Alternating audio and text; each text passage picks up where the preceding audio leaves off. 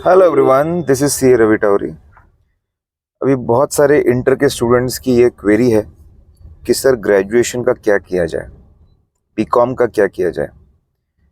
देखिए, मैंने देखा है कि ऑलमोस्ट 20 to 25% स्टूडेंट्स खुद के ऊपर बहुत ज़्यादा स्ट्रेस डाल देते हैं, बर्डन डाल देते हैं ग्रेजुएशन का। क्योंकि अब जो सेमेस्टर पैटर्न आया है, 10 से 15 दिन आपको देने पड़ते हैं हर 6 महीने में एग्ज़ाम्स के लिए। उसके बीच में ब्रेक होते हैं, ट्रैवलिंग एंड सो ऑन। यहाँ पे एक इम्पॉर्टेंट एनालिसिस बहुत ज़्यादा ज़रूरी है, खुलकर सोचना बहुत ज़्यादा ज़रूरी है। देखिए, हमारी पूरी फैसिलिटीज़ होती है। हम लोग हर फेस टू फेस बैच का ऑनलाइन स्ट्रीमिंग भी देते हैं। हम लोग रिकॉर्डेड बैकअप भी विद इन 12 आवर्स और कभी कभी 24 आवर्स के अंदर हम लोग उसको अपलोड भी कर देते हैं। सारी फैसिलिटीज़ है, लेकिन एक सवाल उठता है कि हम खुद के ऊपर फैसिलिटीज़ है, सब कुछ है, लेकिन एक एडिशनल बर्डन क्यों डालें? Why we should do that? ये सोचना बहुत ज़रूरी है। आप इंटर का कोर्स कर रहे हो, ऑलरेडी आपके ऊपर बर्डन है, फिर ये बर्डन डालकर हमारी पढ़ाई को डीरेल हम क्यों करें? देखिए, मैं रैंक होल्डर था और मुझे सेकेंड ईयर ग्रेजुएशन में बीकॉम में 49% थे। अगर मैं मेरे बीकॉम की तरफ ध्यान देता, वहाँ पे 10-15%, 20% बढ़ा देता और यहाँ पे मेरे हाथ से रैंक छूट जाता, तो क्या मतलब था? इसलिए दोस्तों, मैं बोलूँगा कि भेड़ चाल में ना चले, ठीक है? ओनली बिकॉज सालों से कुछ कर रहे हैं तो वैसे ना चले। आपने आराम से बैठ के सोचना चाहिए।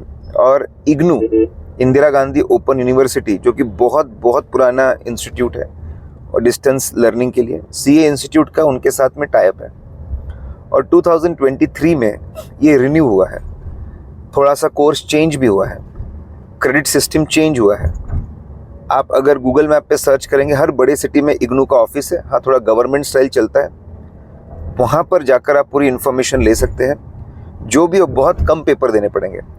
पहले बड़ी मुश्किल से पूरे ग्रेजुएशन के लिए 3 से 4 पेपर देने पड़ते थे, अब हो सकता है 4 से 5 देने पड़े, लेकिन पूरे ग्रेजुएशन की बात कर रहा हूँ। वो भी आप ये पेपर कब दे सकते हो?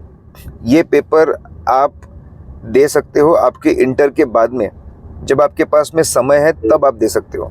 कितना ज़्यादा पीस ऑफ माइंड है। नहीं तो ये सेमेस्टर कभी आपके क्लास के बीच में आता है, ये कभी एग्ज़ाम के पहले आता है, कभी आर्टिकलशिप से क्लैश होगा, कभी फाइनल में दिक्कत देगा आपको, उसके एग्ज़ाम्स में दिक्कत देगा, कभी ऑनलाइन आपका लर्निंग मॉड्यूल है उसमें ये दिक्कत देगा। कहाँ का दिक्कत नहीं देगा? अनफॉर्चुनेटली पहले बीकॉम की वैल्यू हुआ करती थी, लेकिन अब इतनी वैल्यू नहीं है। तो प्लीज़ अपना टाइम और एफर्ट्स आप सीए इंटर के ऊपर लगाए। माइंडलेसली आप सीधा ग्रेजुएशन के ऊपर ना जाए और इग्नू का कोर्स ज़रूर करें। हाँ, इग्नू कोर्स का ड्रॉबैक क्या है मैं आपको बताता हूँ। 2 ड्रॉबैक है मैं बोलूँगा। पहला, ग्रेजुएशन के आपके इंटर के बाद आपको ग्रेजुएशन की डिग्री मिलती है। वैसे पहले की कोई ज़रूरत भी नहीं होती। और इंटर अगर किसी का क्लियर नहीं हुआ तो कोई बात नहीं, थोड़े से पेपर और देने पड़ेंगे और आप क्लियर हो जाओगे। और ये जो डिग्री आपको मिलेगी, ये कोई भी लोकल यूनिवर्सिटी से ज़्यादा इसकी वैल्यू है, ज़्यादा इसका नाम रहेगा।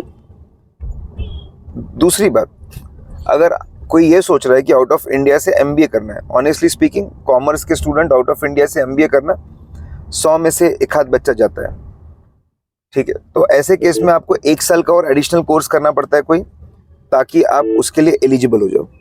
लेकिन आज से 4-5-6 साल बाद क्या होने वाला है, उसके बारे में सोचकर प्रेजेंट बेनिफिट्स को छोड़ देना, ये मुझे ठीक नहीं लगता। तो गाइज, अपनी प्रायोरिटी सेट करो और अपना जो ग्रेजुएशन है उसका फॉर्मेट आप ठीक करो। मैं आपको बता रहा हूँ, इतनी दुआएं देंगे आप मुझे कि सर आपने हमको कितना बचा दिया। नहीं तो अगर कोई बच्चा बराबर प्लानिंग ना करे और अगर उसका 10 दिन का क्लास मिस हो जाए तो 100 आवर्स का बैकलॉग रेडी हो जाता है। हाँ, कुछ लोग मैनेज कर लेते, उस दिन कवर कर लेते हैं, लेकिन कुछ नहीं कर पाते। सेल्फ स्टडी में इफेक्ट हो जाता है, प्रॉब्लम हो जाता है, और फिर बीकॉम के बाद में बच्चों का पूरा पढ़ने का मोमेंटम ही चेंज हो जाता है। तो 100 घंटे का बैकलॉग, उससे ज़्यादा का बैकलॉग, कोई सेंस नहीं बनता ऐसा करने में। So guys, be careful. और मैंने इग्नू के बारे में बोला कि अभी लेटेस्ट चेंज हुआ है, वेबसाइट से ज़्यादा उनका जो फिजिकल ऑफिस है वहाँ पर जाके आपने इग्नू के बारे में पता करना चाहिए।